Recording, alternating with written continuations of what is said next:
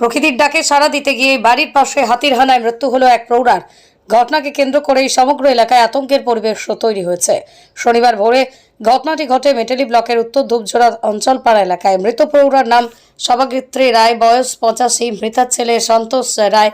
এবং তারপরে হাতিটি মাকে আক্রমণ করলে সেখানে মৃত্যু হয় ওনার। ঘটনার খবর পেয়ে ঘটনাস্থলে আসেন খুনিয়া স্কোয়াডের বনকর্মী ও মেটেলি থানার পুলিশ এসে দেহ উদ্ধার করে নিয়ে যায়। খুনিয়া স্কোয়াডের রেঞ্জার সজল কুমার দে জানান, দেহ মেটেলি থানার পুলিশ উদ্ধার করে নিয়ে গেছে। সরকারি নিয়ম, মৃতার পরিবার ক্ষতিপূরণ সহ যাবতীয় সুযোগ সুবিধা পাবে। মেটেলি থানা সূত্রে জানা যায়, এদিনে দেহ ময়নাতদন্তের জন্য জলপাইগুড়ি সদর হাসপাতালে পাঠানো হবে। মা ভোরবেলায় সকাল 5টার সময় এদিকে পায়খানা করতে আসছিল বানে। তো পায়খানা করার পরে উঠার সময় হয়তো মা কালোবার ইয়েতে মেরে দিছে। কোন জায়গাটা এটা? এই যে আমাদের অঞ্চলপাড়া। আপনি কে ওনার? আমি ছেলে। কি নাম? ছোট ছেলে সন্তোষ রায়। মায়ের নাম কি ছিল? মায়ের নাম সভাগিত্রী রায়। বয়স কত ছিল?